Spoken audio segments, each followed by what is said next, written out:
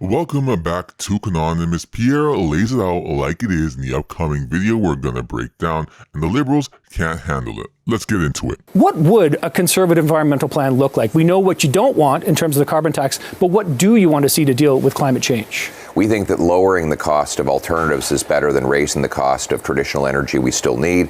We need green projects like nuclear power, hydroelectricity, tidal wave power, carbon capture and storage, so that Canadians have an abundant supply of affordable, emissions-free electricity and power. So again, here's the choice. Do you want to raise the cost of traditional energy we still need, like gas and home heating, or do we want to lower the cost of low-emitting alternatives? And I believe in the latter. That's common sense. Common sense.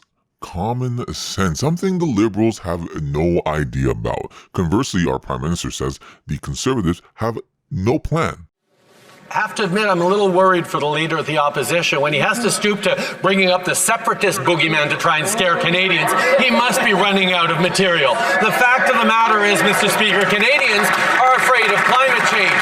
They're afraid of the extreme weather events. They're afraid of the concerns we have about a brighter future. And what we are doing is fighting climate change every day while we build a stronger economy with greater careers, while we support Canadians every single day with the high costs of living. This is what we're delivering. He has no plan to fight climate change, no plan for the future of the economy, no plan for Canadians.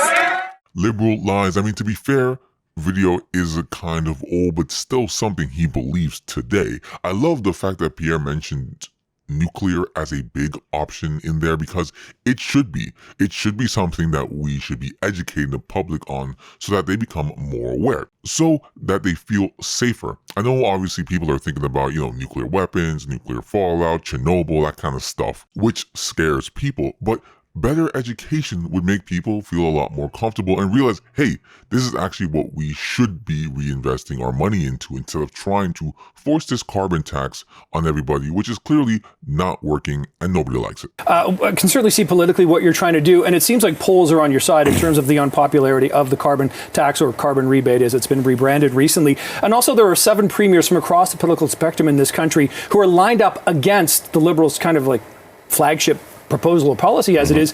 I want to know, though, if you were the Prime Minister and you had 7 premiers across this country lining up against something you were pushing, what would you do? Would you listen? Would you reverse? Do you blame Justin Trudeau for sticking to it, as it were? I do blame him for sticking to it, because it's a terrible policy. Okay, I'm sure you've heard him say this before, and he's right. It's a horrible policy. I mean, even when you get the rebate back, it's not like you get it back every few weeks or every month. It takes some time. And by the time you get that back, you're losing out on potential investment income that you could have put that money away toward paying off some other bills. And yes, eventually it does come, but by that time you might be behind on other bills, and you still have to continue paying the carbon tax even after it comes. So it just, it creates this kind of weird feedback loop. It's driving up the cost of food, for example. When you tax the farmer who produces the food and the trucker who ships the food, the grocer who sells the food, you tax all who buy the food. And that's why 2 million people are lined up at food banks across the country. 32% of food banks or charities are turning away Canadians because they don't have the resources to feed them. Now we have a dumpster diving network. That's 8,000 Canadians who've joined a Facebook group learning how to jump into a garbage can to get a meal out. Yeah. I mean, that's just sad. Can we not, as a country, as a first world nation, do better by our less fortunate? And if you're one of those people out there that want to blame and hate on immigrants and immigration, hold up a little bit. A lot of people want to hate on them because they're immigrants. It's not like that. It's not their fault. It's Trudeau's fault. The immigrants didn't make the policies. They're just looking for opportunities like everybody else in the world. Our Prime Minister made the policies and have made it so ridiculously easy that it is destroying the reputation for which the people were coming for in the first place. Not saying we need to stop it forever, but definitely a slowdown for at least, or a stop for the next decade, maybe. Right now, the plan that your government laid out post-2019, the 2019 election, got us to 2030 and the targets that you set out to 2030. And that is when the price on carbon will reach $170 a ton. Do you intend for that price to continue to go up, since you do see this as such an integral part of your climate policy beyond 2030 to help Canada reach its 2050 target?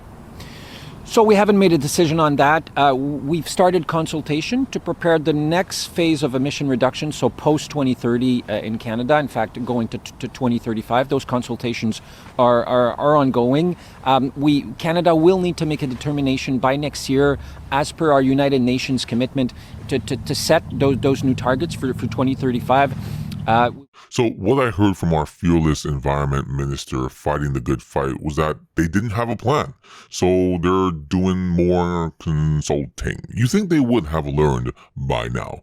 Listen, I get it, Pierre is not in office yet, so he's talking about all these renewable energy options that he wants to explore, but we won't know until he gets into office.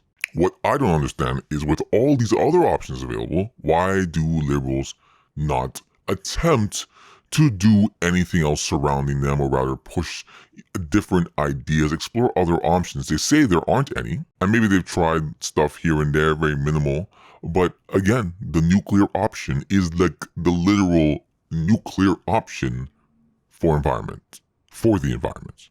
And you also talked, one more quick question here, you talked about building homes around transit, buildings Yes. around transit, that kind of a thing here. Transit is, of course, a big issue in Toronto, and the TTC lost $124 million from fare evasion last year. What do you think about more federal funding for the TTC, a system and service that kind of always seems desperate for cash? Now, we just can't keep paying for failure. This idea every time some level of government screws up that they should get more money from taxpayers is over when I'm Prime Minister. I'm going to end it right there. Like, comment, and subscribe. Let me know what you think and come back for more.